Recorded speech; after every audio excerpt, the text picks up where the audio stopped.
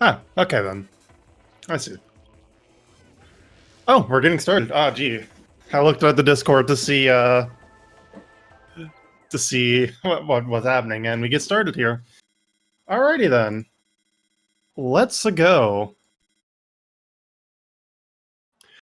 Right here we have targets. This is actually deceptively tricky to get fast because your HUD is not actually active for the first 3 seconds. So if you're really good, you can get your sub 3 second targets, but again, that's really hard. Interslice displaying a nice dash, but it doesn't quite get it. Like the really nice version of the dash. So there's a lot of movement tech in this game. This is one of the most technical speed games out there, in my opinion, even though I only play one. Okay, we're just even caught up there. Alright, they've been synced now. This is one of the most technical games in IMO, and most of it is predicated on its movement tech, and there's a lot of it in this game. Almost all of it is based on the fact that there's no sideways speed cap. If you can find a way to build up speed going sideways, you're going to keep building up speed forever. What you just saw both runners do was a series of little L hops, or L jumps. And the way the L button works in this game is when you hold it down and start moving, you accelerate to some constant speed. You're just about max speed in like 13 frames. So what you do then is you press L, for an L jump that is, you hold L, you jump, and in 13 frames into the jump, you're at max speed. So then you let go of L and you continue building up speed.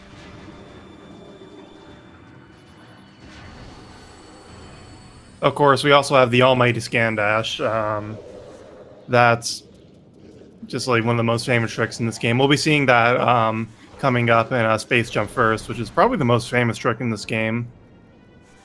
Oh, did Interslice do Cody Ledge? I was not looking. Okay, he wasn't. Okay. There's a ledge clip in that room. It repositions you to the top of the room, and you get to skip the entire thing. Petition to get me to learn the ledge clip. That's a story for another day.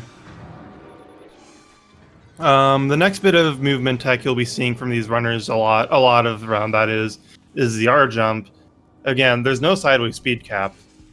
So, you did, and I just haven't learned it yet. I just haven't learned it yet, THK.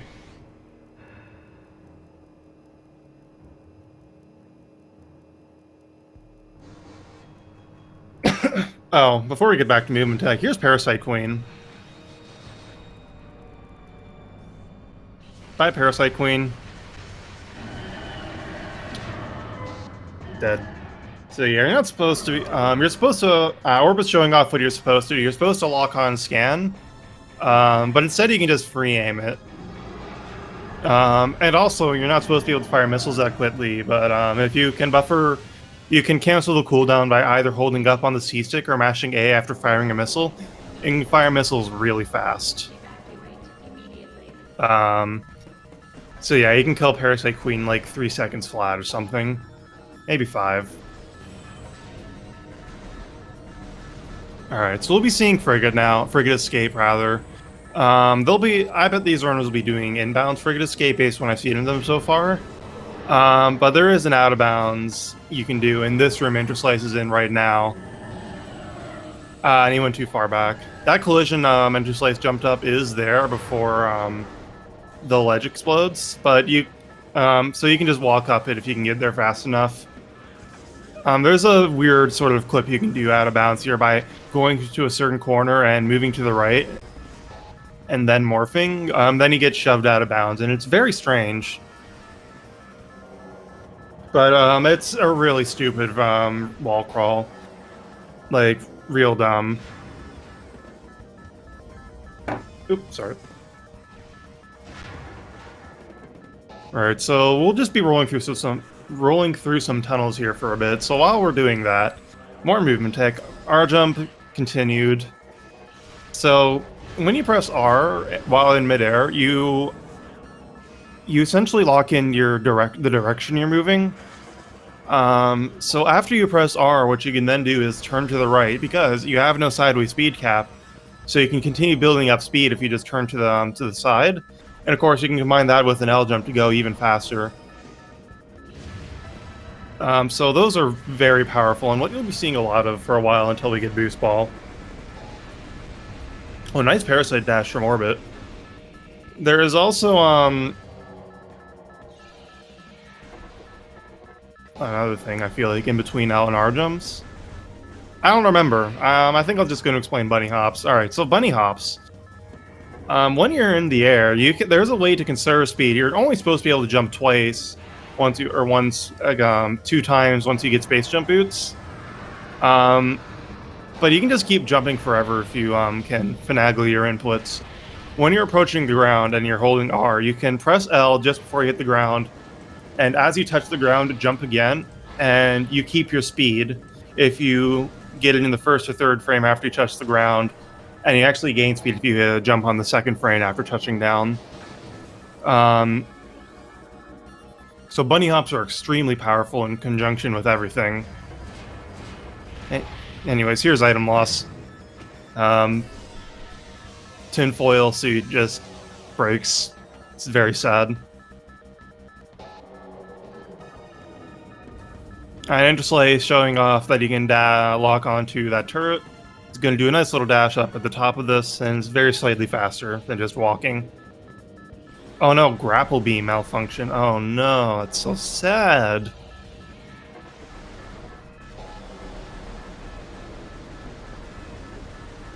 Being sideways in this game is considered a glitch, honestly. No.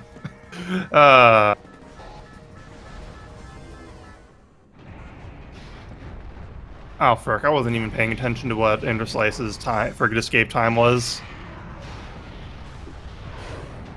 Generally, mid 420 is a very good time for Frigate Escape. But it can be very hard to get all of the movements down. Alright, so coming up is the most famous scan dash, face jump first. And so scan dash is, when you lock onto a thing, you can dash to the side.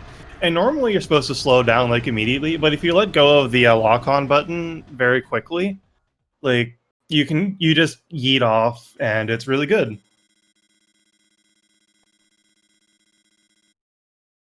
You can also press R when you're in the air to lock your speed. If you hold L and R, you lock your speed, actually, which is very important for some things. Oh, okay, I didn't know there was a lock-on point up there. The more you know. And yeah, that's Space Jump first. Game busted. Space Jump boots are just the most busted item in the game, honestly. It's great. Fun fact, you can escape from this room where Space Jump is without Space Jump with a slope jump. When you jump up against a slope, you just get some extra height off your jumps. This is very important in Randomizer, that particular slope jump.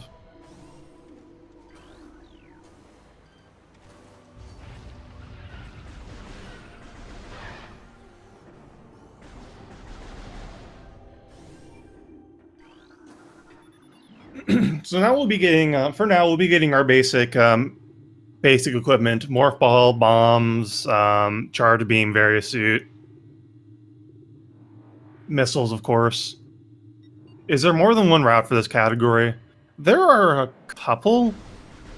The one we'll probably be seeing these runners do, and by probably I mean almost definitely, is the double infinite speed route, which is optimized by in-game time. Oh, Interslice showing off the slope jump to get this E-tank. Or not E-tank, missiles. It's an L jump to get this E-tank. Do they get super missiles? No. Well, maybe. If they don't know Early Wild, they'll have to get supers, now that I think about it. So I don't actually know, for sure. You don't actually need super... You only need super missiles, like, twice in this game. One to get to Thardus the intended way, and one to get to the Artifact of Wild. The artifacts, which of course you need to access the final area and beat the game with. There's Morph Ball. Sorry, True Love, I completely stopped answering your question. So again, we'll be seeing probably be seeing the double infinite speed route, but there is an RTA optimized route, which we call the thug route for whatever reason. Don't ask me why. So the leaderboards for this game is optimized by in-game time, or done by in-game time. So a lot of optimizations have been done for in-game time. In-game time does not increase when you're watching cutscenes, so so you end up wanting to watch a lot more cutscenes. Like, there's one in Finjana Shorelines you watch for a good 10 seconds, because watching it for that long repositions you, like, a lot farther forward, which in a better place. Oop, getting stuck on some collision. This game has too much collision. Thug Route is optimized by real time, and that tries to skip on a lot of cutscenes that you would otherwise see. Like, you see them do bar skip in that route, but nobody does that. Nobody has done that for this tournament, I think. So far, to my knowledge. Thug Route does have you do some really goofy tricks, though. Bar skip being the most notorious of them, I think.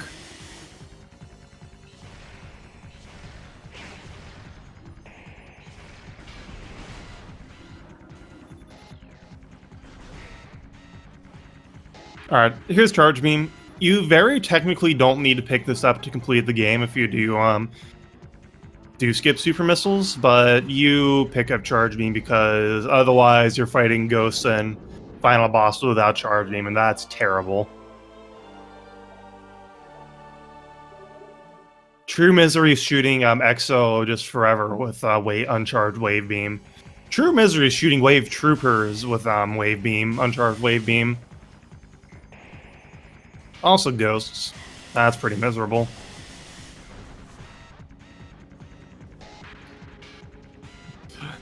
This Beetle music. It's actually faster RTA. So you saw both runners roll into that cutscene that started this Beetle music. That's one of those in-game time optimizations. If we were thinking to optimize by IGT, or if you were thinking to optimize by RTA, you would unmorph and skip that. Oh, you're right. OrbiT is, yeah, OrbiT is missing some of his HUD. Okay. So is... No, not Interslice. Never mind. Yeah. Let me see if I can get somebody in on this.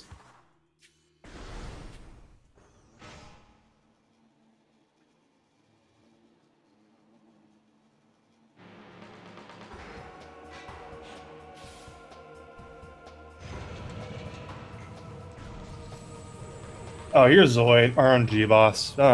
It's a good boss, I swear. He lied.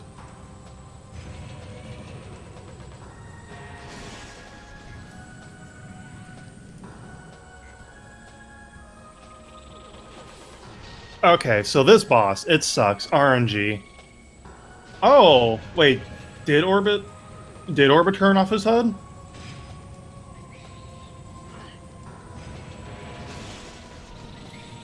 Huh. Oh. He just did, didn't he?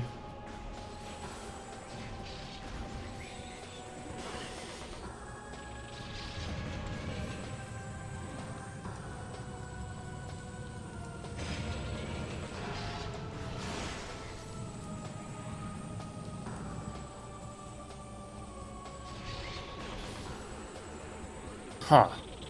Well, color me surprised. Okay, sorry, I did not explain this boss at all, and why it's terrible. It's RNG, and... Oh, Interslice getting the above average Zoid. So its RNG is the amount of time it takes for that weak point to pop up, and you can get like upwards of 35 seconds of between best and worst. Alright, we switched over to OrbiT to see how he's doing here, or how he will do.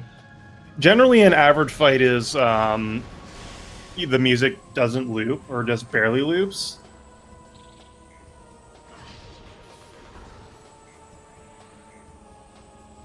We'll see what happens with OrbiT. He's turned down his music pretty far down, too.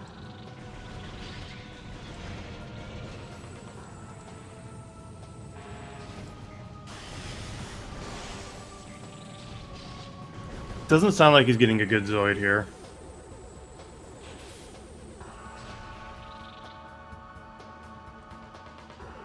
Sorry, I'm being quiet to listen to this. Oh. He had the below average Zoid, but then he got hit by the Wasp, I think, which turns off your L button. Yeesh. Does turning off the HUD give any performance boost? Not to my knowledge. I think it just declutters the screen. Alright, let's switch back to Interslice's audio. You see these runners, I imagine OrbiT as well, but Interslice is doing this energy core puzzle for later in the run. Okay, so OrbiT just does have his HUD off.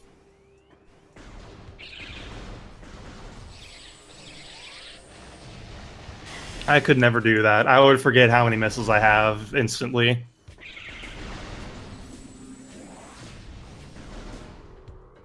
Alright, so, hey Interslice, go save.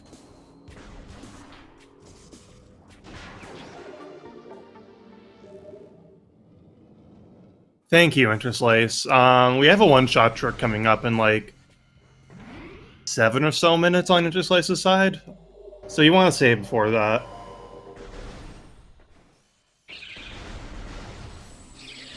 By the way, that boss we just fought, Incinerator Drone, or I called Zoid.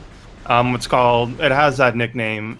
The boss's technical name is Incinerator Drone, but we call it Zoid because of the lead engineer who designed the RNG aspect of both that and the other big RNG spot coming up, or in the run. It is not coming up for like an hour, maybe 50 minutes. Here's gate skip. Yeah, you don't need to. You're supposed to scan those runes, but meh, you can just not.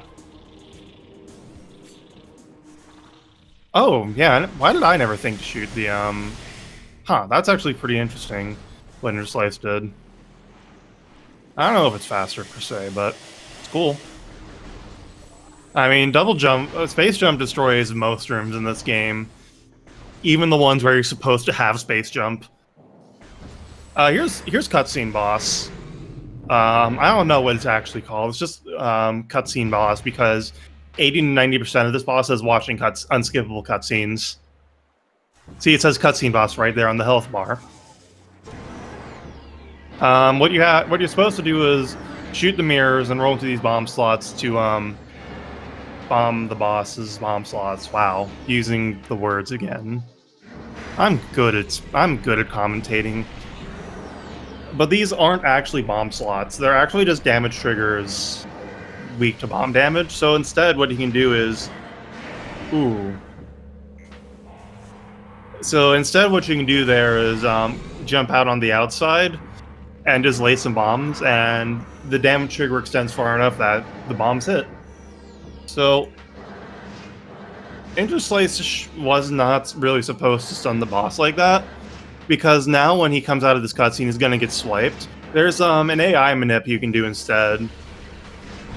Oh, now it works. Okay. So what you instead want to do after that first bomb slot is you just dash immediately to the right.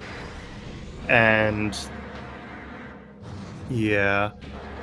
Okay, I think Interslice is getting swiped out of this cutscene. Yeah, he's gonna get swiped out of this cutscene, unfortunately. He did get a full heal from the save station, so he should be fine. Yeah, what you want to have happen here is you want to come out of this cutscene, dash left immediately, and then Flogger will do the overhead attack to a spot way away from you. And you can just do the last 2 bomb slots for free this way. If you stun Flogger before hitting the bomb slot, Flogger will recover from the stun in the middle of the cutscene and start doing that swipe attack. And he always does 4 swipe attacks. So you will get swiped out of the cutscene if you do that, or if you stun the boss before.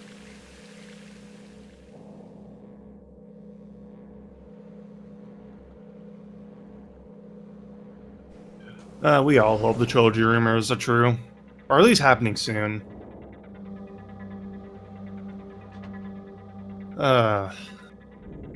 Unskippable Varia cutscene.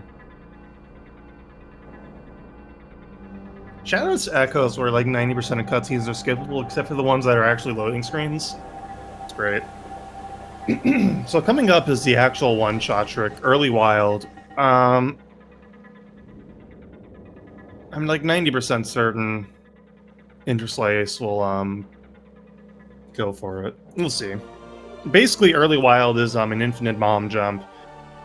When you come out of this fight, you drop down a room called Sun Tower, a tall room with like a spider track and some super locks to access the spider track. But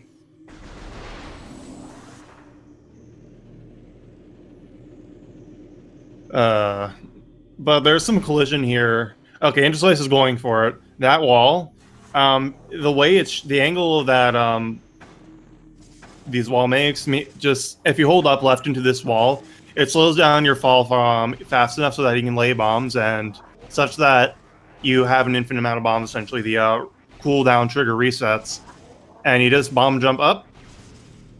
Oh, okay, he went pretty high there, but it's there. Okay, he could have unmorphed one bomb sooner, but yeah, you don't want to go too high because you'll get an instant morph usually. But yeah, that was pretty good still.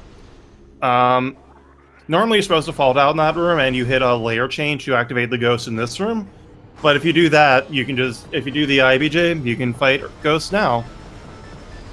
OrbiT finishing up with Flagra right now. Alright, so ghosts are terrible. They are RNG in that they can go invisible for a long time, and their position can get really weird. But you can manage them by stunning them like Interslice was doing there. Oh, but they can stun you as well. It's annoying. So yeah, oh my god. Ghosts are bully.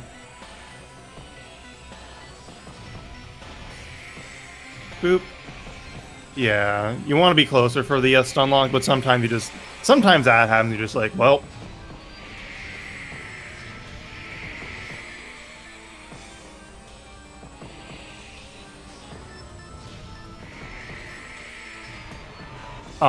Sometimes that happens.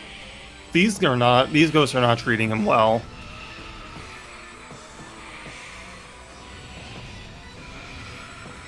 Two down.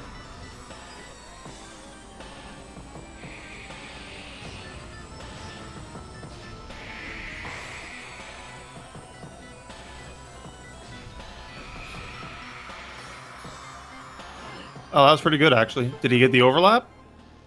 He just barely missed the overlap for getting the this cutscene and this pickup notification.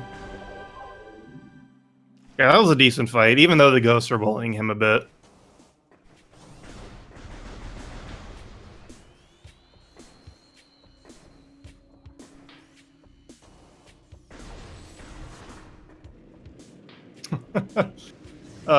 Yeah.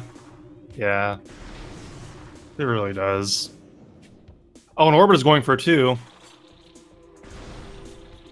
It looks like he was a little too early on the one bomb. Or late, rather. No, early.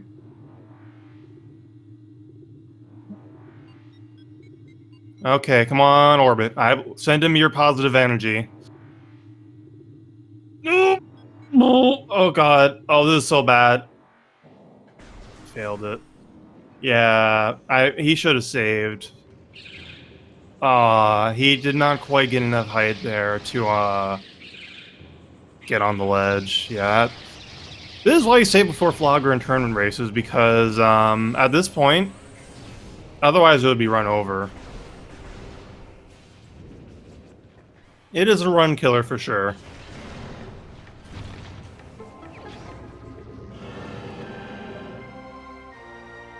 Wait, when did he save last? I didn't see. I probably said like 8% and not 0%. Yeah, this should be like right before Flagra.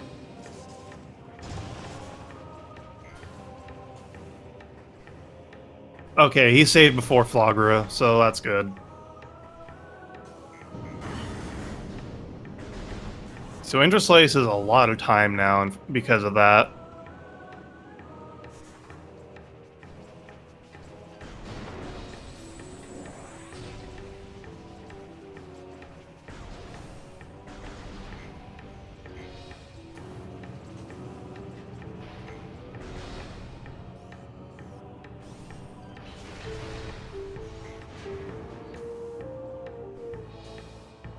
Sorry, I'm not sure I'm understanding the question SMN. It is possible, yeah. Like, Interslice could die in lower mines. He could die in Magmore too. Like, it's not over till it's over.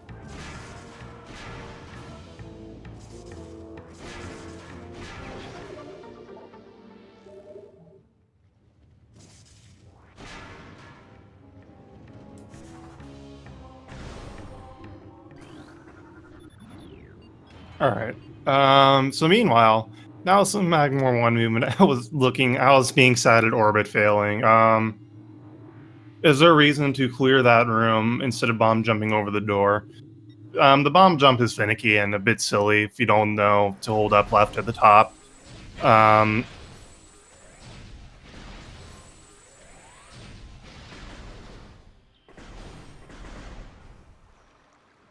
Yeah, just like it does take some practice to actually be consistent at that, honestly. So we're on our way to Boost Ball here, and Boost Ball is very important. Not only is it fast, but yeah, it looks a lot easier than it is, honestly. Just the collision at the top of the gate is actually really goofy. Not even goofy, it's just... No, I would say goofy, actually. I would say goofy.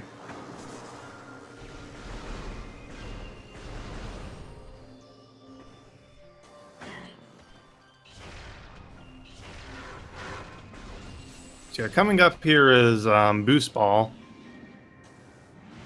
One of the most critical items of the run.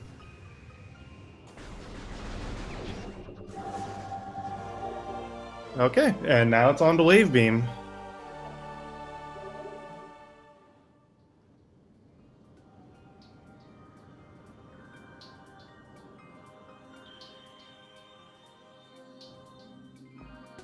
Now, there's Wave Beam, of course, that you have to collect, but also, there's an artifact right there. And normally you need Plasma Beam to melt some ice to get at the artifact, but, yeah, Cheater Ball. Yeah, that's what Boost Ball solves, actually. So, you need to pick that artifact up while you're here, and it's really easy, not that hard to. I don't know about easy. It's really stupid, but difficult? Well, it can be difficult if you want to do the out-of-bounds version. We'll see what Interslice goes for here. Because this room is where you would go out of bounds. This is also the unskippable cutscene that happens when you pick up the Boost Ball. It's very good. Shout out to the randomizer for removing that cutscene.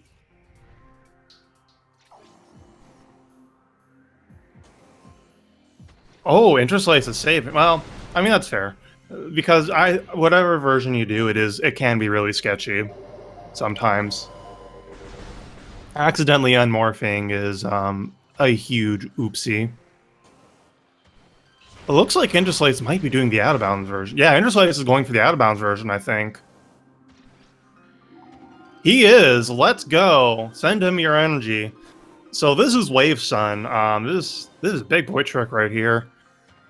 This lets you pick up Wave and the Artifact of Sun at the same time.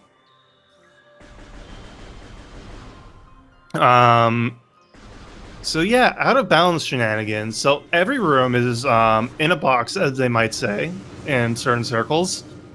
This box is called Aether, but that doesn't really matter for this trick, actually. Instead, the most relevant thing is you're only in one room at a time, per the game's logic, and you have to transition the transition between rooms by jumping on top of doors. You saw Interslice open up the door for Phendrana Shorelines, and that was so that you would close the door and then hide Phendrana Shorelines.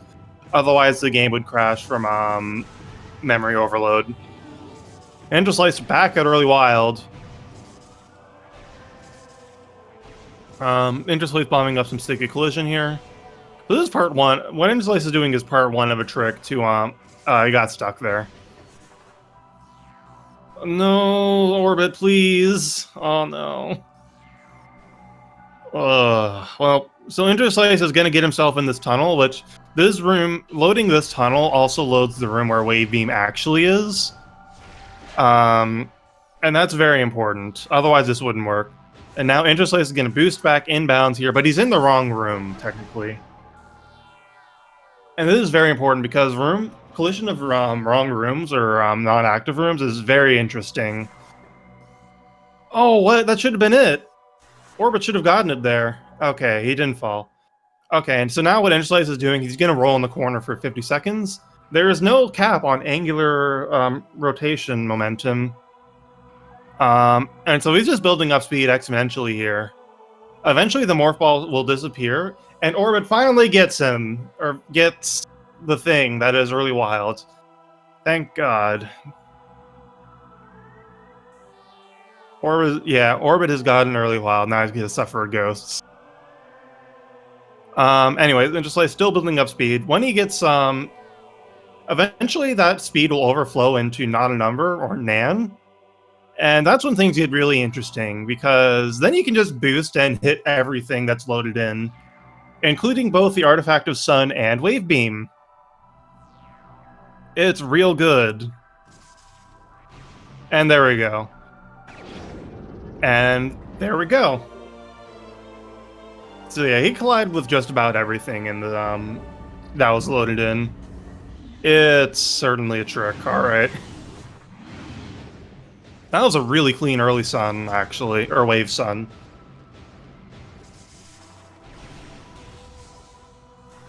He didn't see a notification for Artifact of Sun, but he got it. He got it. Don't worry. Speed Force, it just works pretty much. I think we have a better understanding of it now, but for a while we weren't even sure, if there's something we don't know about infinite speed, it's how not a number interact with the collision tree. But basically, to my understanding, it just returns true for collision checks. Do you have to have a precise angle? You do have to hold down a very specific direction depending on the infinite speed. I don't know what it is for the setup Interslice used. Do you have to touch... Oh, to build up speed, you have to hold a precise angle. You can just boost and touch a wall and it's fine. Or at least from where you're boosting over there, you'll touch the things you need to touch. If you do the early sun infinite speed, if you boost in the wrong place, that can crash the game. But that's mostly when you've already on the way out and you're just on the way back to the elevator. For the most part, though, you don't have to worry about it. You'll collide with everything you need to collide. Do have a story about Infinite Sun, or Early Sun, though, the inbounds version, where you can do, you can do an IS cancel to fix the collide with everything problem, but I didn't. And I boosted off of Findrana's shorelines and touched a pillar on the way out, on the way down, and I accidentally transitioned to the save station, and that got really interesting very quickly. OrbiT got his early wilds. Infinite Spun. Infinite Spun? What are words? Infinite Sun. It's no Spider Beam. I cannot words, ever. Why do people let me commentate still?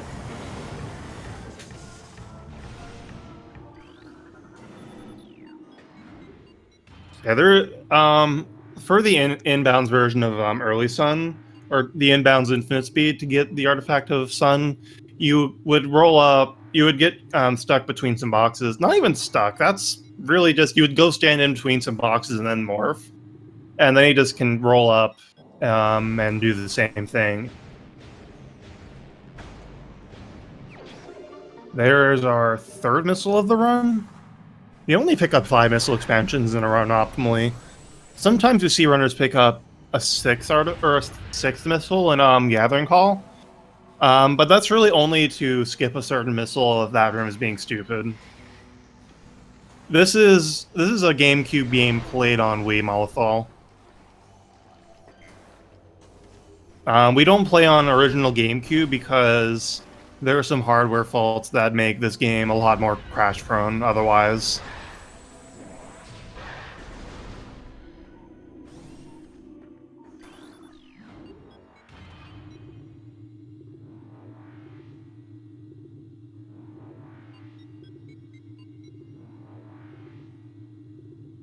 furnace. Yeah, that's the problem room on GameCube.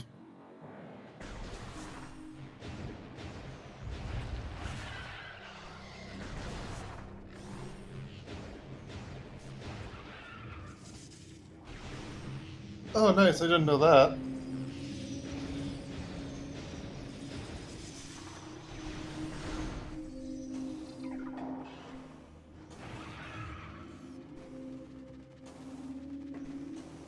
Right. Interslice showing off some nice standable collision in the Morph Ball room.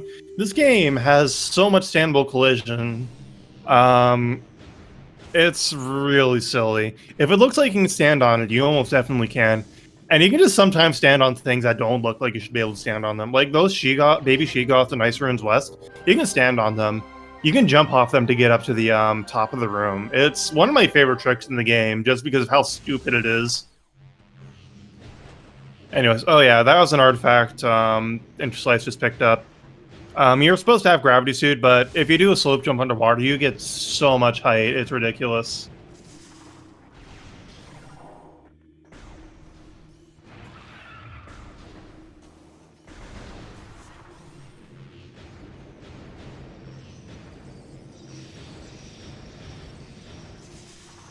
And now, so this is the double infinite speed route that Interslice is doing, and we're going to see the second one coming up here. To Magma Pool. There is a power bomb expansion in that room, and you don't have to go out of bounds. Infinite speeds that uses boxes against walls, those are done inbounds, or they work inbounds.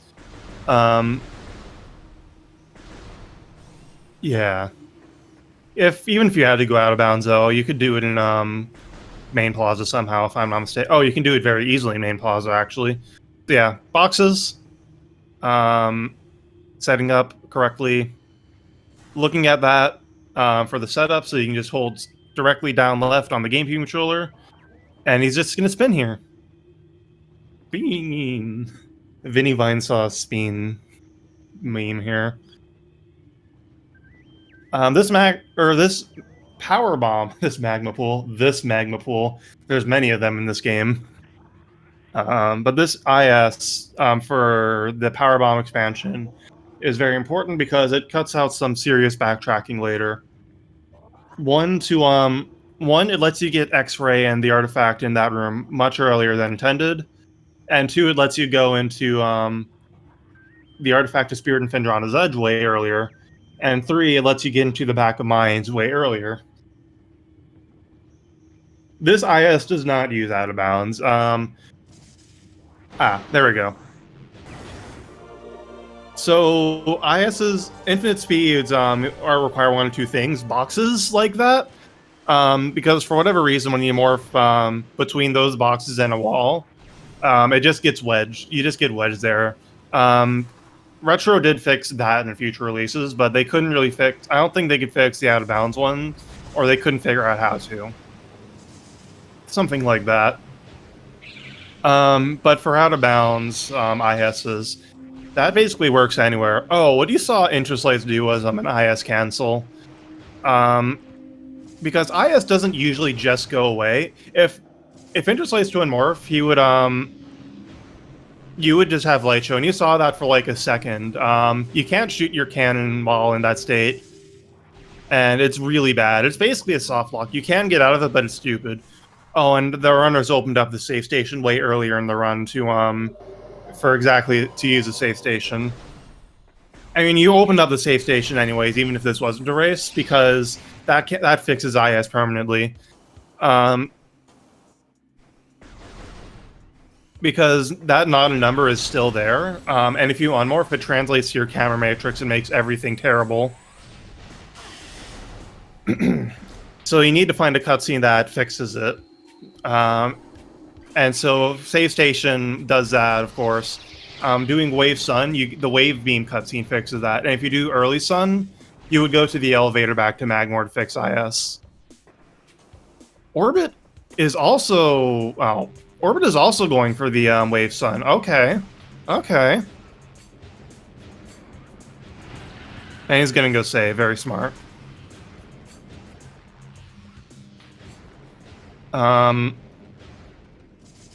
I was saying something else about IS. Oh yeah, so you saw OrbiT, or Interslice rather, do on Morph and Remorph at Rune Fountain, and that brings the Morph Ball shell back, which lets him continue. That lets him boost around more, because otherwise he'd be colliding with things, and that is very dangerous. It can possibly crash the game. Like, he would still be colliding with everything if he boosted without the shell.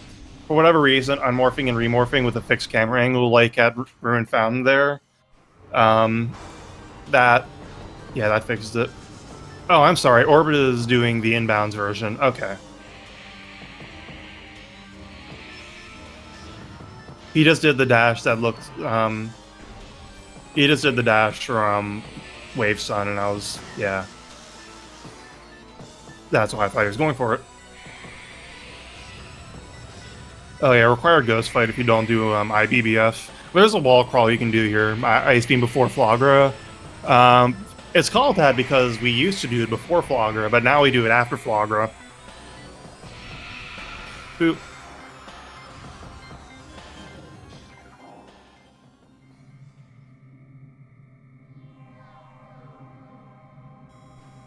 Oh, OrbiT getting bullied by the pegs there.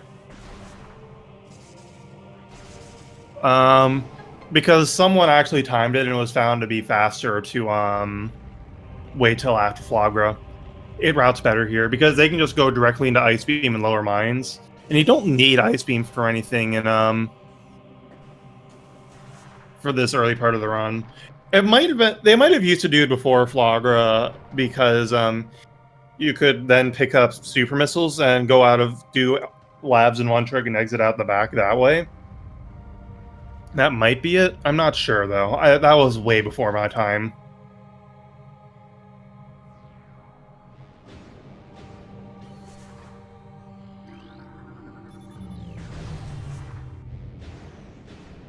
I'm sure someone who's been here for in this community for longer than me can answer why, but I'm pretty certain because of that, or why they used to do Ice Beam before Flagra. So, yep, there's our Ice Beam.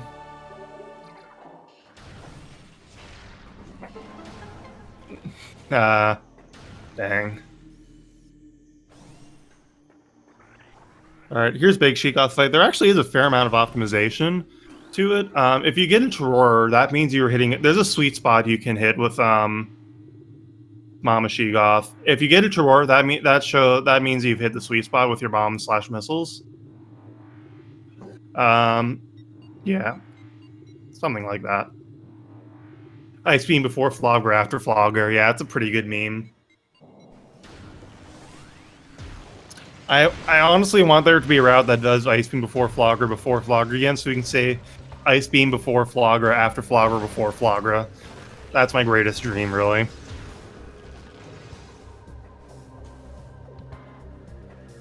Ooh, Interslice. Yeah, you're supposed to have Spider Ball? Nah, you can just jump on the spider track, because Prime.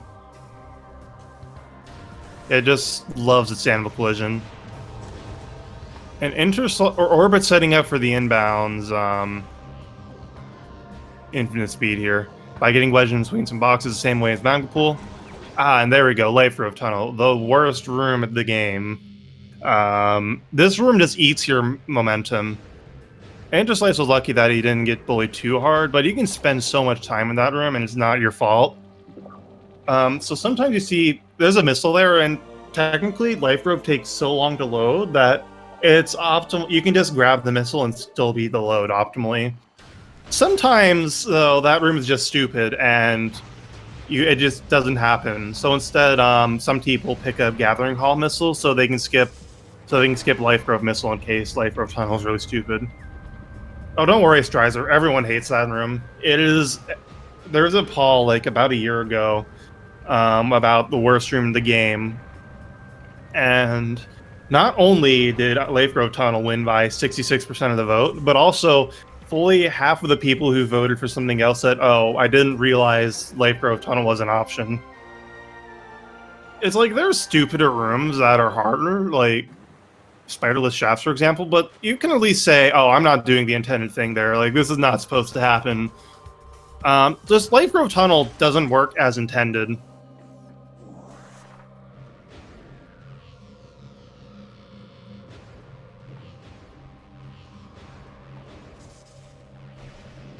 Because this game's in-game timer does not do seconds. You'll see it at the end, but that's the short of it. The in-game timer is really accurate, though, for the most part. Except for when the hardware lags, like you're doing an infinite speed.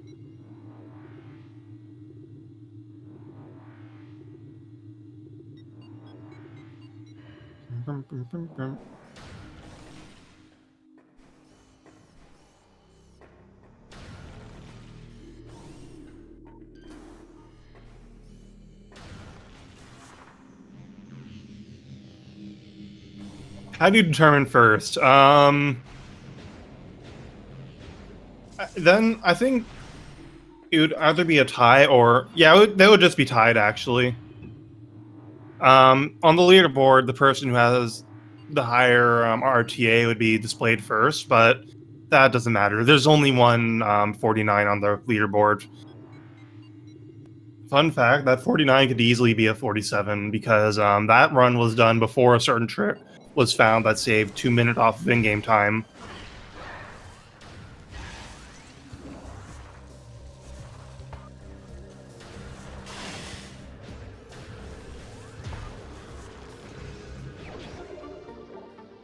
Easily, quote. Yeah, that's not actually easy at all, to say the least. Yeah, that was before Exoskip. Yeah. Yeah.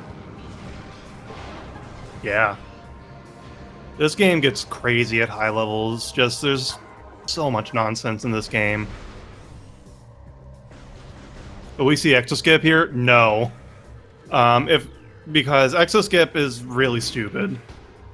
I mean, I would be really surprised if we saw these runners go for it. Like, I would expect most runners to do Wave Sun and IBBF, and even, like, friggin' Wall Crawl before Exoskip. Because Exoskip is stupid. I guess I can explain that since we otherwise have a lot of dead time coming up before the next interesting thing happens. So, Phase Encore. It has some fission Metroids in it. And you know how Metroids are never supposed to leave the room they spawn in? Like, if you take them to a door transition, they just explode? Well, as it turns out, there's a hole you can, in the transition going to the, tunnel before Metroid Prime. And if you play your cards right, you can just get a Metroid to, latch onto, and you bring it through the door with you. And then you can use that Metroid, you can do a setup to get the Metroid to start bobbing in a certain place, and then you can get it to just shove you out of bounds. Hey, high five!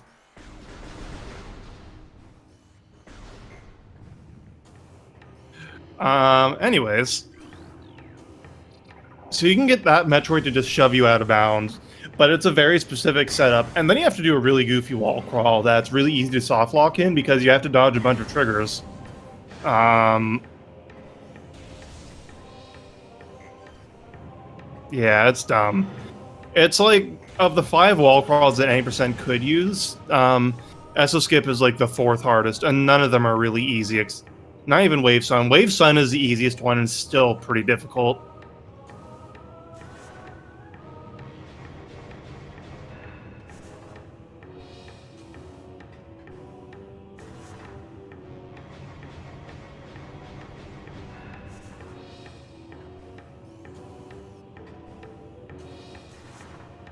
Okay, coming up here is Plasma Beam.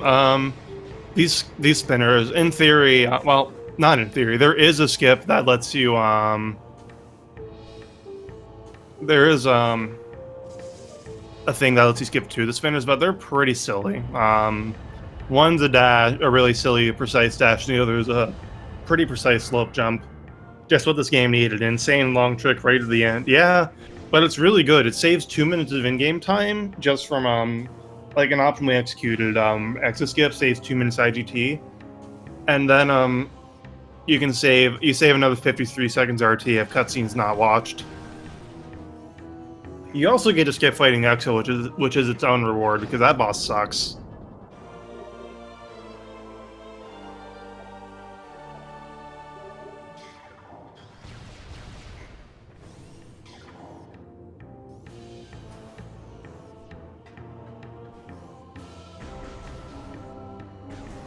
There is a stupider wall crawl though than Exoskip.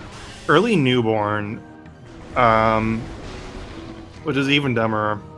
So I hear. I wouldn't know. I don't do any wall crawls actually. Who pinged me? Ah, okay.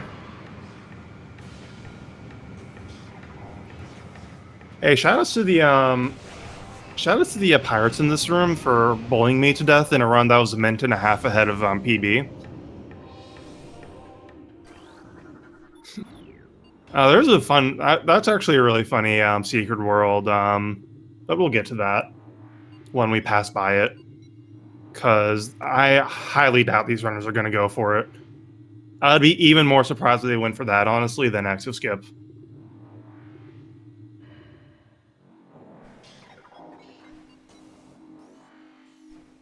Anyways, welcome to Defendrana. You need Spider Ball, but meh. You can just stand on something and not deal with Spider Ball. It's great.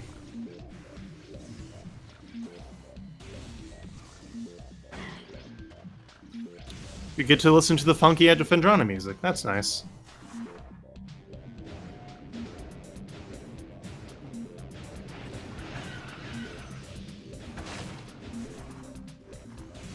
Alright, so fun fact, there's a glider in this room.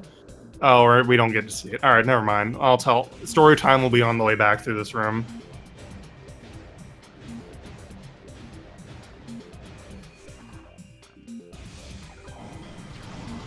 So yeah, here's Edge of Fendrana. You need a power bomb. This is where like the second use of power bombs is, because you need to power bomb a wall away to why did I ever think of that? That's so easy. He shot that door so that he could just leave after this. Shoutouts to the old Spider Thardus dash skip Spider Ball. Ew. Ew. So yeah, there's Artifact of Spirit. It's one of the more out of the way ones.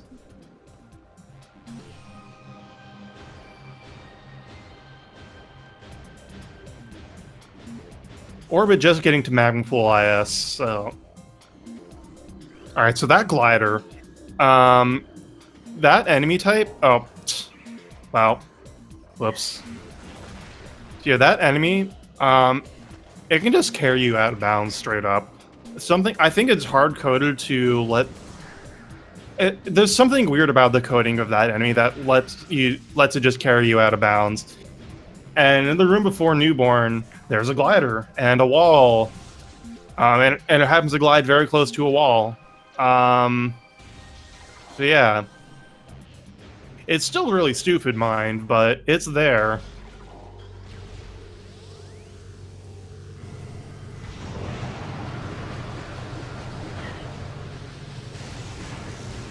Interslice just ganking these enemies because they're incredibly rude.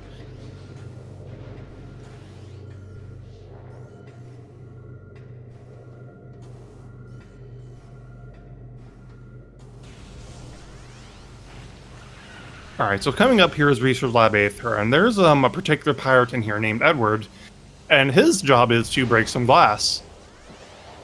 Does he do it? Oh, nice. Powerbomb drop. And Edward breaks a glass. Wow, this is really good. So, Interslice needs another powerbomb to get into mines. If he didn't get it here, he would be grinding for it coming up in Control Tower, where another artifact is. But yeah, so Edward just sometimes doesn't break the glass, and it's really obnoxious when he doesn't, to say the least. If you hang out at the right side of the room like Interslice was, generally Edward will almost always do the thing he needs to do.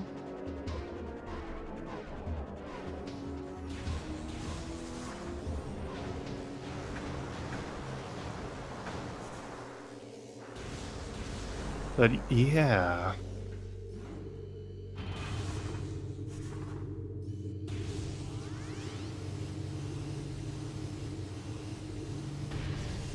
Interslice needs to be mashing the bombs a little bit faster to get out of the water here. There we go. He got it. Oh, and you're supposed to go up and melt some plasma at the top of this room, but instead you can just jump on some boxes and and do that. It's great. This is where you would seriously grind or look for a power bomb if you didn't happen to find one already. You wouldn't reload this room, but you would at least break every box in here. If things go very wrong and you still don't have a power bomb by the time you're done in this room, the boxes in Research Lab Aether are actually the most likely to drop a power bomb. So it's best to go there because it's also relatively fast to reload that room. So we go there and grind those boxes near the door you came in from in the first place.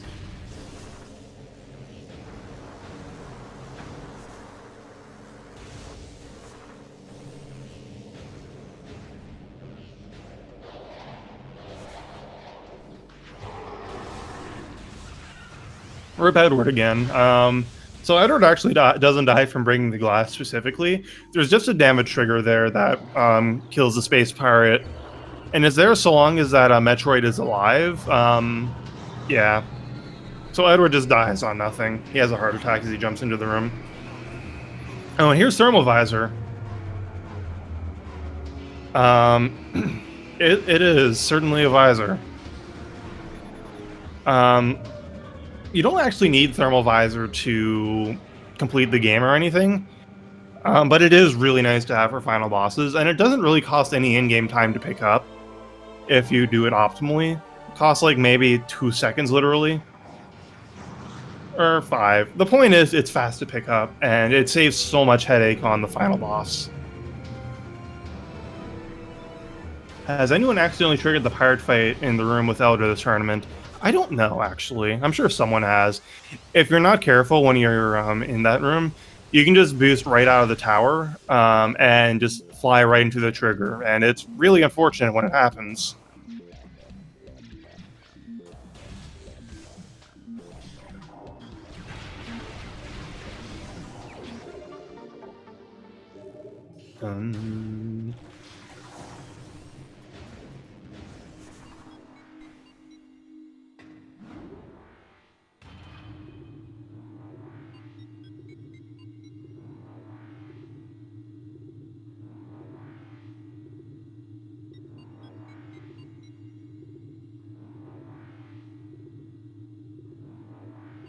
Yeah, it probably is, honestly. There's a trigger to fight like 9 pirates in Control Tower, and it's so long. It's bad. Like, as long as you're aware it's there and you know not to boost or be careful with your boosting, you'll avoid it pretty much every time. But still, it gets you sometimes, and it's, yeah.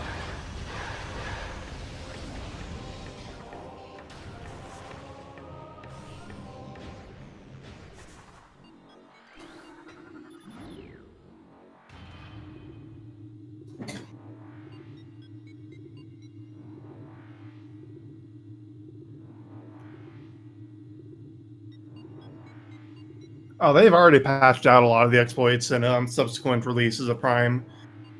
Even in Player's Choice, they started patching things out.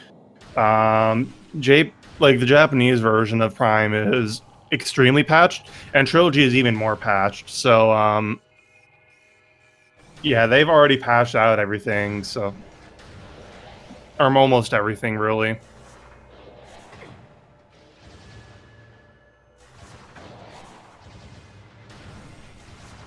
Yeah. Yeah.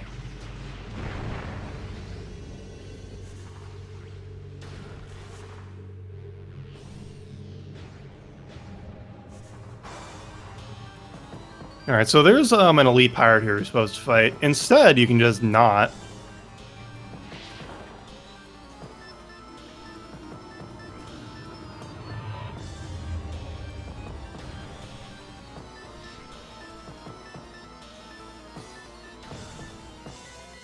Yeah, I don't know anything about Trilogy speedruns specifically, so, yeah.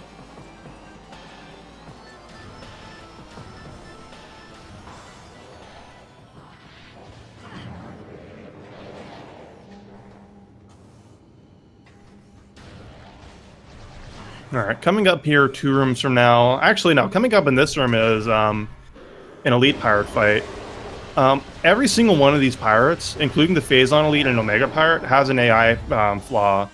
where if they have to look at you dead on before they can start attacking you.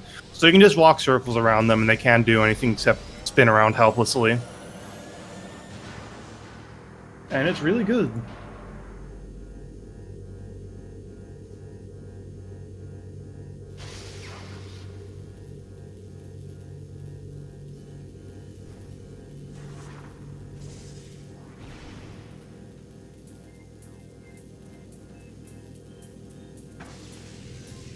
Alright, this is the other big RNG part of the maze design or game designed by Zoid.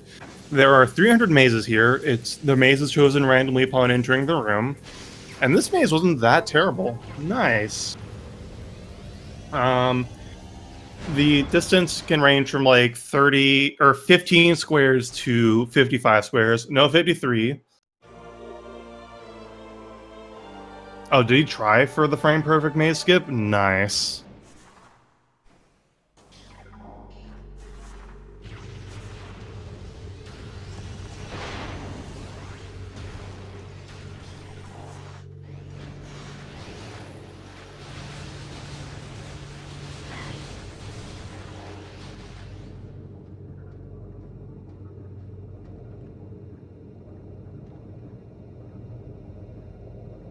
Maze skip. Essentially, it's a frame perfect bomb jump.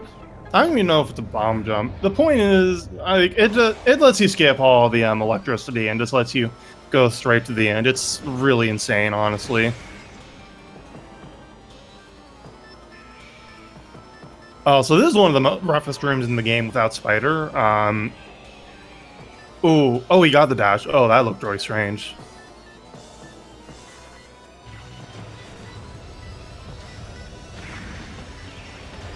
So yeah, he wants to... Ooh. Oh, this is sketchy. Oh, God. Oh. Wow, he hasn't... Well, there we go. And that's why this room sucks. Yeah, ideally you would get a parasite or a dash off the Metroid, but yeah, so he's gonna have to be going for the backup here and dashing off that missile. Like so. There we go, he got it.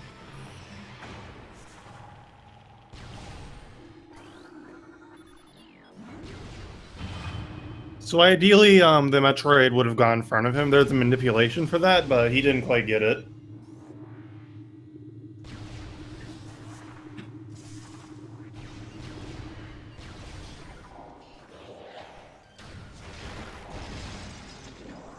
Grab that guy.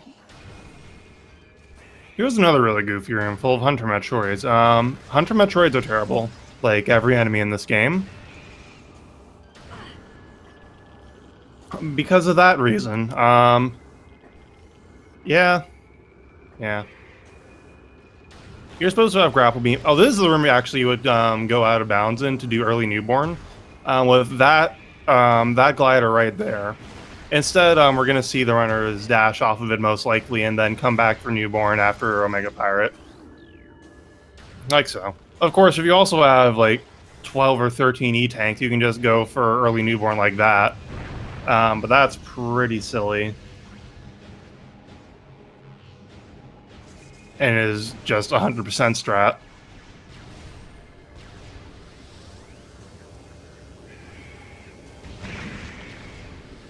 Boop.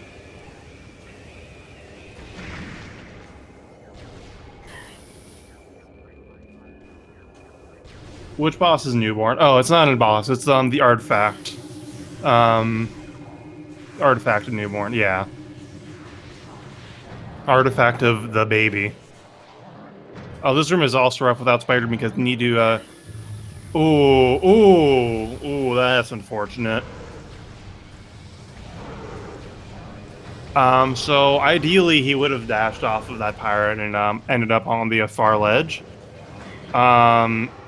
Unfortunately, yeah, if you're not fast enough, you can just start getting shot. But it looks like Interslice just straight up missed the dash.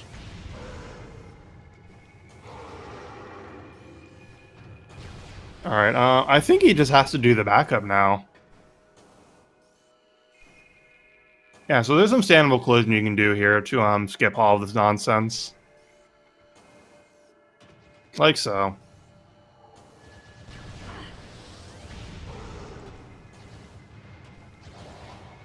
Interslice is not going to be saving. He believes himself. Yeah, he does have a lot of energy and some spare power bomb. Well, he might need one more if he oh, we'll see. Ooh, bit of lag, but it's fine. So yeah, here's Omega Pirate. It has the same AI manipulation and flaw that the other Elite Pirates do. So Interslice will just be circling around until all these plates are broken. And then you'll probably see Interslice go for Trooper Skip. And that's laying a power bomb in a specific time. And it'll... Oh, he's not going for Trooper Skip. Okay. So you could lay a power bomb like nowish and skip these guys from happening. Wave Troopers. Oh, that's the worst. That's the worst kind.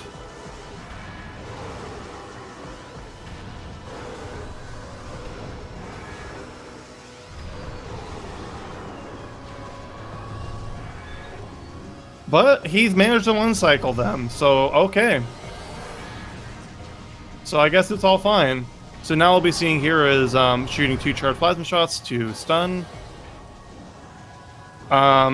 And Omega Pirate always spawns, Omega Pirate also has a manipulation for what pool he'll spawn in. He'll never spawn the pool that's nearest to you, and he'll never spawn the same pool twice in a row. So he stands in between the pools to Oh, that was really close getting stunned there, but he still got the one cycle. Nice. So yeah, that was the one cycle. 6 charged plasma shots to do it. You'll also see runners used 4 plasma shots and a power bomb.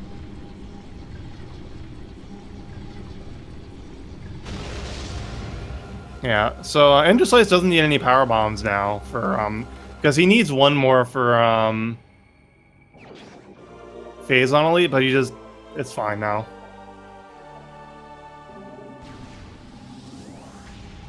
And now he's gonna go back for Newborn. Or the baby. I'll think something else about Omega Pirate. Oh yeah, you do need X-Ray. You are required to have X-Ray to damage Omega Pirate. It's not too bad.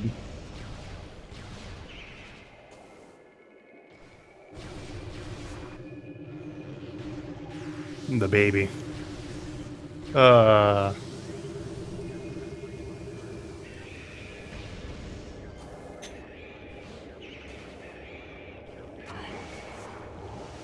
Metroid grabbed him.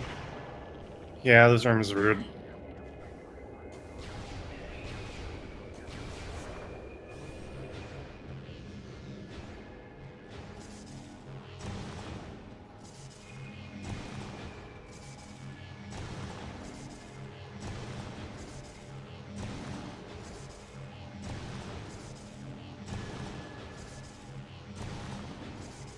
Not a lot to say about this part of the run. It's, I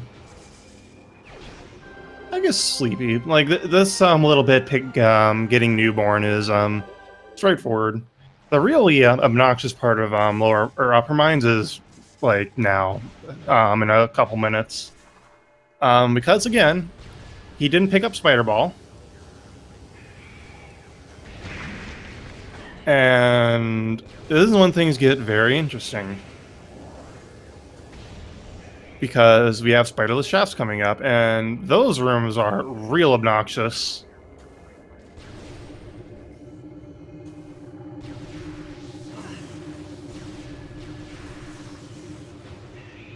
I mean, yeah, pretty much, actually. Okay, there we go. Interslice getting the nice Metroid dash. Is he gonna get grabbed? No, he managed to avoid getting grabbed. Nice.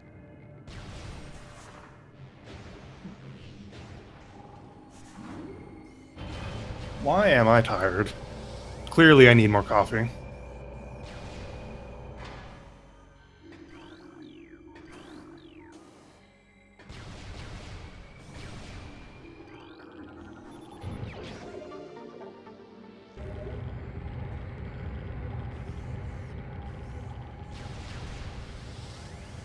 Maybe not wake up at 7 a.m.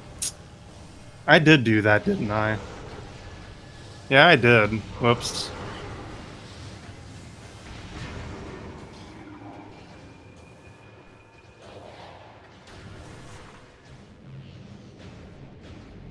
Oh well. We'll substitute coffee for sleep here. So Interslice did the Elite Pirate skip here on the way in. He's going to do it to pass through his room again.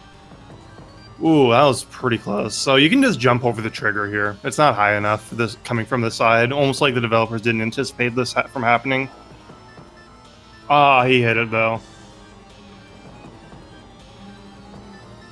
Shame.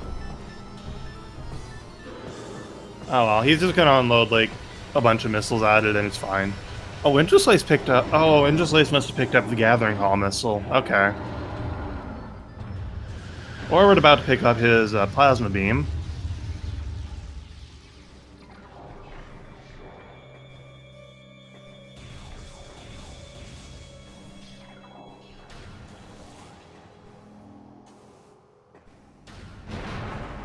Interslice wants this missile. Fair enough.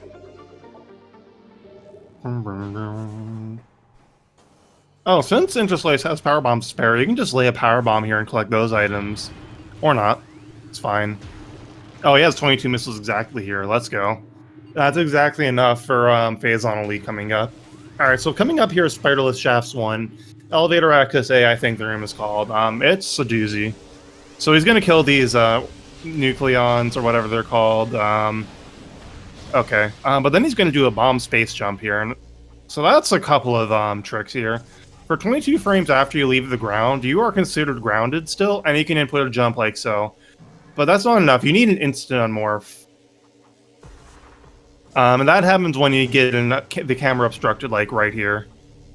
He needs to get a good VSJ here to get enough height to land on the specific spot he's going for. Yeah, this could kill the run here. He's actually ahead of his 113, I think, on SRL, or that's on speedruns.com. If he gets this quickly, he could just PB straight up. Bonk. Of course, this room is really stupid and where many a run goes to die. He collided with the wall there.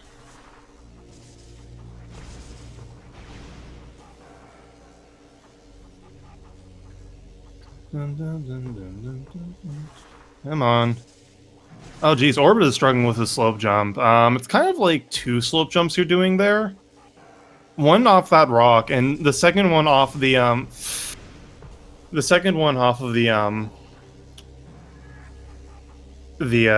thing itself. Oh, he fell down. Oh, Interslice got up there. Okay, that was the obnoxious part. Part one. This is also obnoxious because he needs to jump into this grate here, but sometimes it just rejects you. It did not reject Interslice. Let's go. And he's making sure he landed. Okay. This grate just, if you don't approach it from the right angle, get bent. You're falling down. You have to do the BSJ again. And Interslice gets up there. Nice. Interslice did an out of bounds for Wave Sun, but that's the only thing that's the only thing we've seen so far, and probably is the only thing we're gonna see, period, in terms of out of bounds from these runners. Wave Sun is the easiest of the out of bounds you would use in any percent, and it's still pretty hard. So it's all uphill from there.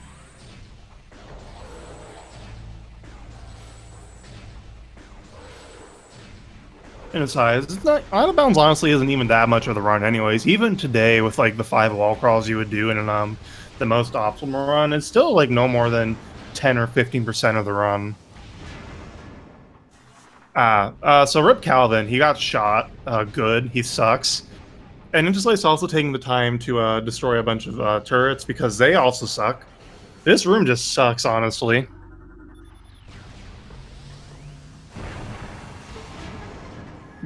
So yeah, Interslice taking care of those turrets because they do a lot of knockback.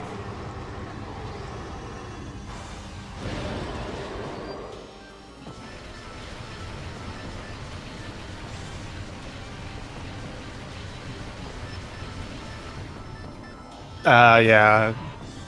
I don't remember what year that would have been. It wouldn't have been 2020. then, because no, they still did early newborn then, and the second most recent one, I think. Still, all the out of bounds is done for now. Well, no, that's a lie. There would be one more run out of bounds now, but that was a new one. Not even the most recent GDQ run does it, or did it, for that matter. So yeah, that's the artifact of whatever that one's called. You actually have to pick up main power bombs to even be able to collect it.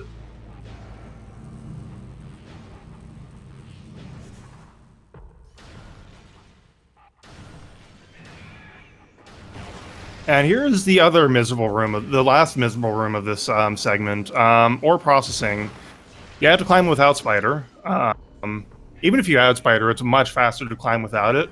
And this room is mostly fine, except for this last jump. This stupid... Where's he going? Oh, yeah, Interslice doesn't even want to deal with that. He's just gonna... Oh. And that's why this room is stupid. Okay, I never thought to do what Interslice just did. But yeah, it's obnoxiously precise to get onto that thing Interslice was jumping at. Oh, and he falls all the way down. Yeah, this entire split is dumb, honestly. Just full of garbage rooms. Oh, okay. I thought he jumped a little too late, but no, it's fine. So yeah, Interslice showing off probably the safest way to do this, but you can just jump directly from the railing to land on this outcrop. Yeah. Yeah. So yeah, second try ore processing is still very fine, because that room sucks so much.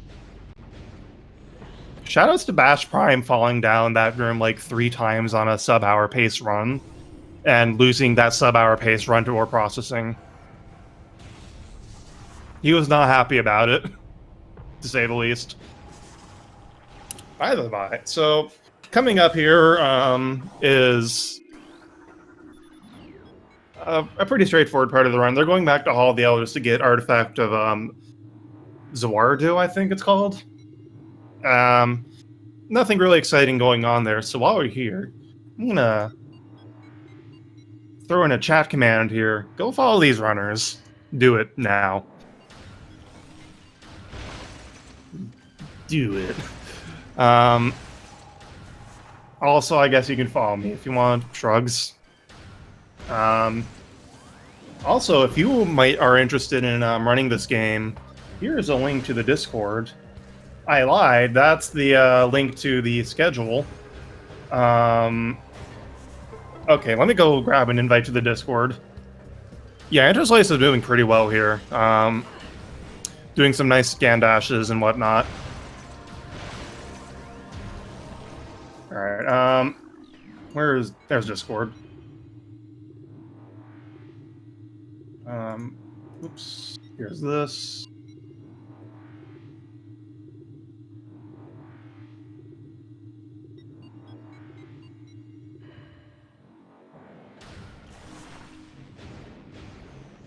Okay, here is a link to the Discord, to the main speedrunning Discord, that is. If you are interested in learning this game for yourself, there's a lot of people there who would be more than happy to help and get you set up and started. I would also post Remy Demi's Beginner's Guide. Actually, no, I can just open up the YouTube. It's fine.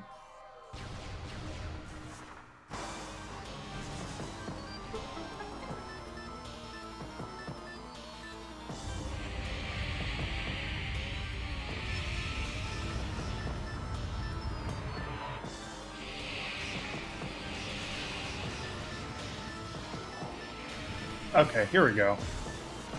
Here is a link to Remy Demi's beginner's tutorial, and it's, even though it's like 5 years old, it's still really it's still mostly in date, honestly. The only thing that's really out of date about the video is doing Floaty Wild, which is an alternative way of getting Artifact of Wild early. Now it's just like agreed that even though the Infinite Bomb Jump is a one-shot trick, it's still easier than doing Floaty Wild, which actually is an out-of-bounds thing. I don't even know how to do it. But otherwise, it's very in-date, even to this day. So yeah, Interslice just picked up his artifact of world, and he is on his way out of this game. He just has to go fight final bosses. There is one more artifact, but it's the one you get at Artifact Temple, so it's free. Dun, dun. Oh, I gotta stop doing that.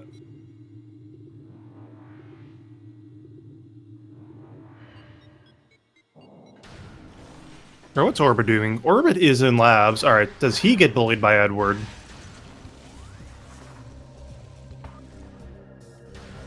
I cannot tell without audio. Without HUD or audio, I do not know if Edward happened. Edward did the thing, and OrbiT got a power bomb. What time are we looking at here? I don't know. Interslice is actually ahead of my personal best run, which is like a low 112. He also did Wave Sun, so he might actually be on pace for like a 111 or even a 110, assuming of course final bosses go well. He might just PB here.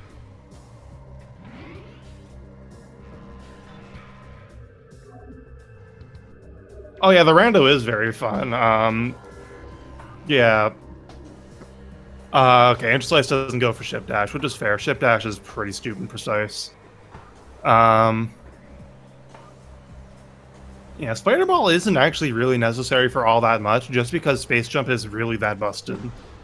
And you can get around, you know, like there's a couple of items in the game where you hard require Spider Ball, like Upper Dynamo, the other Findrana Shorelines,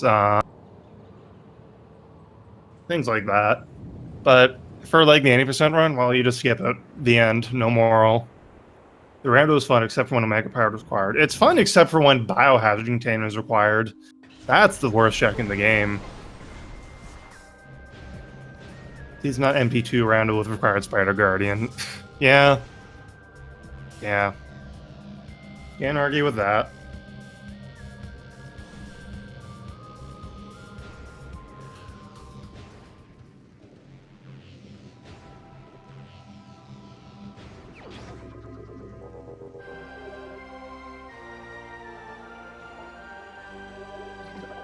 And that's our last artifact. And it's time for the final boss gauntlet, starting with Mega Rudely. This is the boss, alright. Two phases, flying phase and ground phase. This is the flying phase. You shoot Ridley a bunch, and then it'll go into flyby part of this phase, like so. If you get a frame-perfect shot, you can just have Ridley land immediately. Unfortunately, it is literally frame perfect, and the timing changes depending on where you're standing in relation to Ridley, so it doesn't happen that often.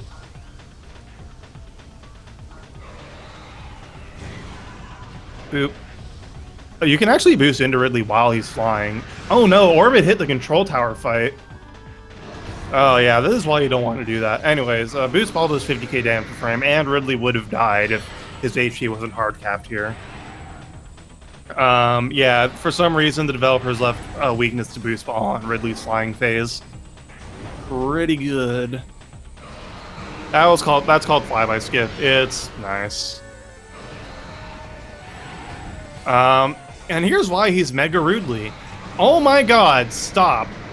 Okay. Oh my god, stop. So you have to stun Ridley. Stop! Oh my god! Alright, Interslice getting his snipe, so yeah. You have to stun Ridley, but sometimes when he does that dash, like, he places his hands in front of his mouth, and you actually just can't shoot at him easily. You have to manually aim. It's dumb. And you saw a couple of invulnerability glitches where, like, Interslice stunned Ridley on the last couple of frames, and Ridley was just invulnerable. I like Metroid Prime 2. It's pretty fun sometimes, when it's not being incredibly stupid. That sounds like I would never enjoy Metroid Prime 2 then, because it's just stupid all the time. Oh,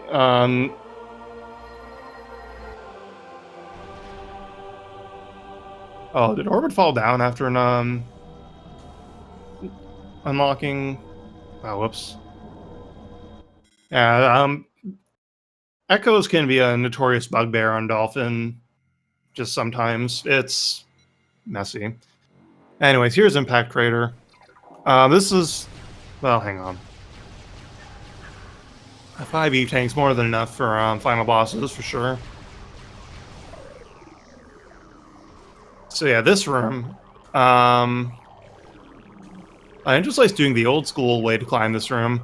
Anyways, you want to climb this room like this, because not only does it skip 2/3 of, it skips 2/3 of the room, but also, these fission Metroids are bullies, and if you climb this room fast enough, you just don't have to deal with the fission Metroids. Wow, he should have gotten grabbed there.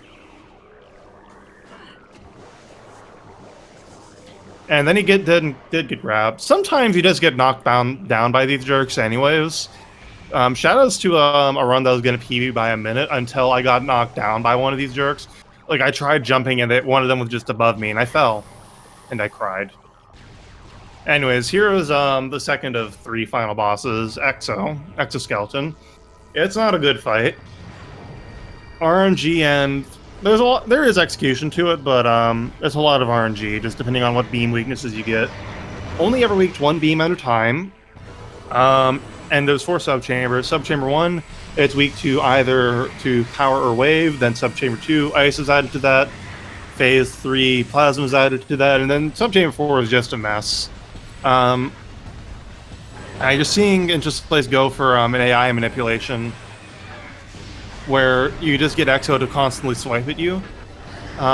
He needs to be jumping, though, to get the best manipulation, because you can just literally get Prime to swipe at you forever.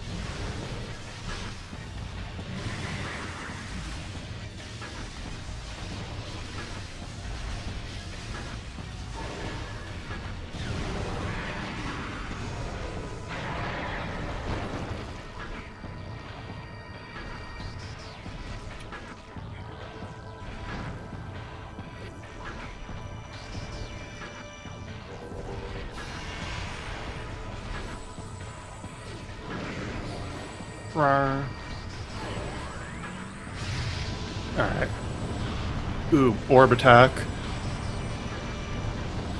Orbitak is rude because you will take a lot of damage for it unless you take the time to kill the orbs. Orbit is fighting Thardus right now to get Spider Ball. Interslice did not do Thardus. That is correct. Alright, so now Interslice in this phase, since Exo charges, he can go for snipes and turnaround shots. And that was a turnaround shot. Well, it looks like Exo's hitbox is gone when he charges. Oh, he got the good RNG. He got ice second. So long as he doesn't get ice last, that's good. Now, he was too low. The hitbox there is a lot more tighter than you would think, and getting ice turnaround shots is really hard, since Ice Beam moves so slowly. But if you got both of those shots off, and they connected, that would basically have skipped the entirety of Wave thing here. So Thardus can actually be managed pretty well, especially at this point. You can pull out your thermal visor just to be blinded when rock is exposed.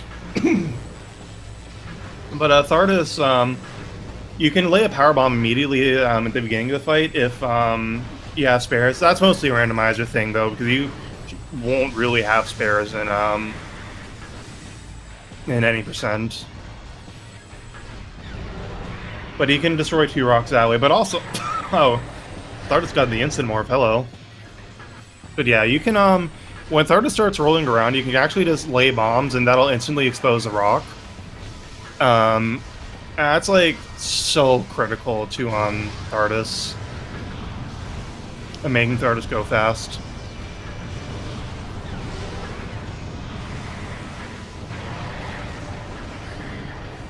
Rar. Back to Exo. Interslice should be on, like, the second to last beam of Subchamber 3.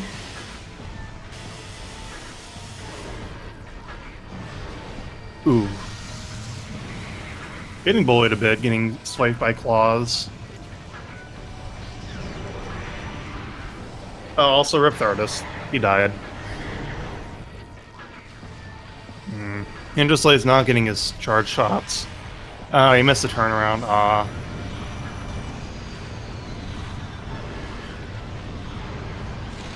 He is getting bullied pretty hard here.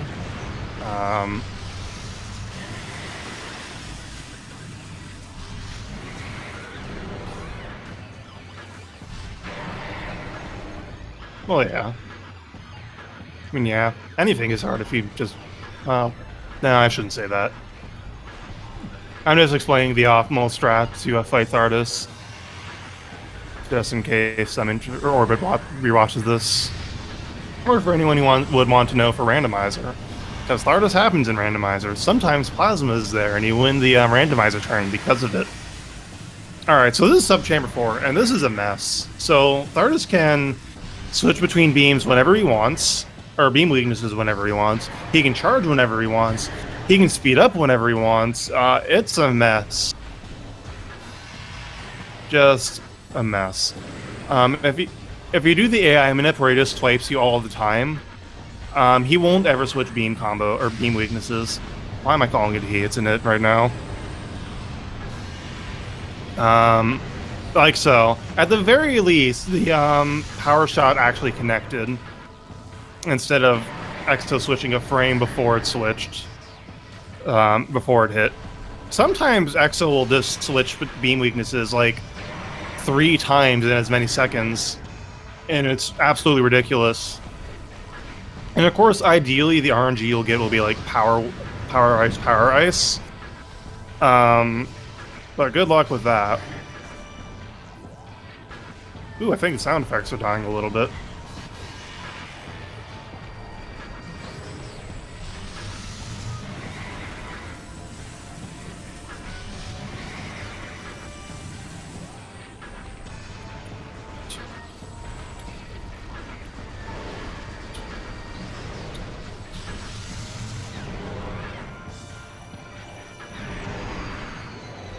And rip this thing. All that's left is Essence. That was a pretty good Sub-Chamber 4, actually. So yeah, Essence is a terrible boss. Don't at me. So it's only ever visible to one visor at a time. And you can't damage it until it lays phase-on pools. And that's why you need phase-on suit to beat the game, because being able to shoot out of those phase-on pools is not a property of the pools, it's a property of the suit.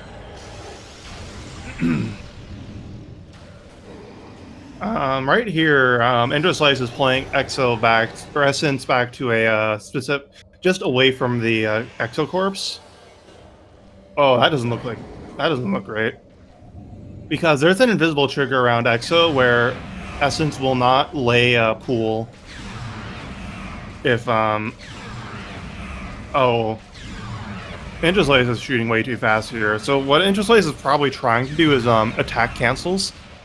And so Essence is only scripted to do so many attacks in between every pool.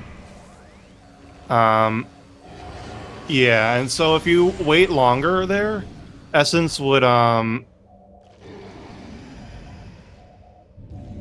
do something. If you wait longer in between attacks, you would just shoot Essence out of the starting attack and stun it out of the attack animation. So then you would just have Essence laying a pool a lot faster. You'll also see pool cancels probably where Interslice will walk out of the pool. Oh, he's doing it right now.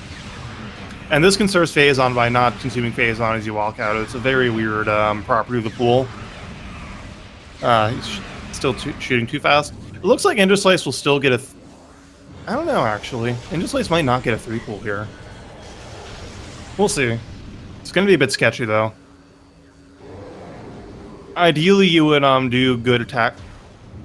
You would do some good attack cancels in the first 2 phases, and then what you would do is attack like a minimum of 6 pool cancels at the in the last cycle.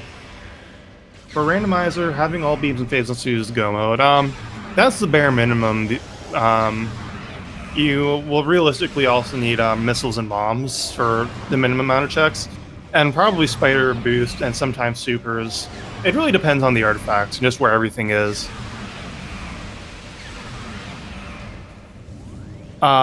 Yeah, Interslice was not going to get the 3 pool there. Oh, and he got pool skipped. Oh, that's rough. Oh, God.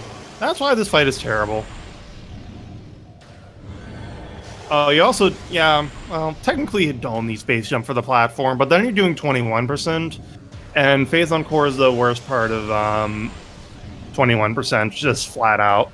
I once saw a very good runner, East, learning 21%, so I'm practicing it, and he spent like hours and hours and hours in Phase Encore just not getting it, because that room is dumb. So realistically, yes, you do need space jump.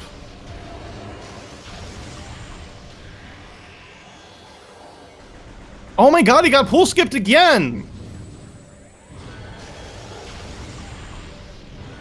That's some garbage luck. There is a route you can stand on that'll make this a lot better. He might actually be standing on the route. I can't tell though. Yeah, this is some good RNG. Oh my god.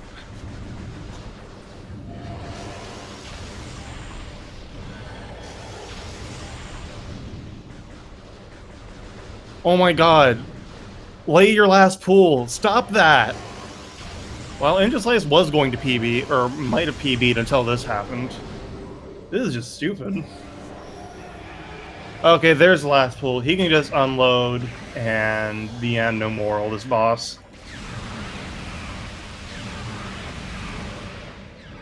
And GG. Interslice was finished with a time of 1:37:30. Let us get him in here for an interview.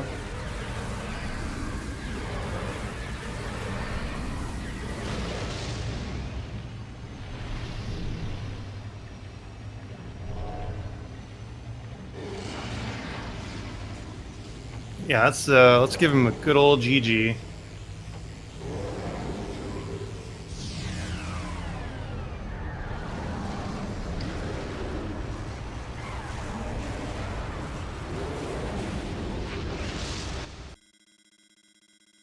Okay, so OrbiT is now in the chat and forfeiting because, yeah, fair enough.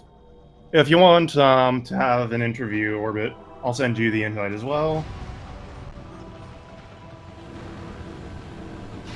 If I can ever get in here. There we go. Alrighty then, see you in a moment.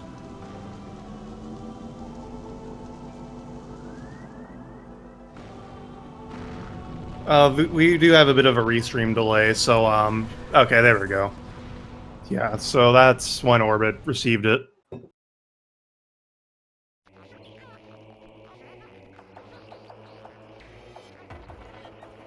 I should probably mark people. Hang on.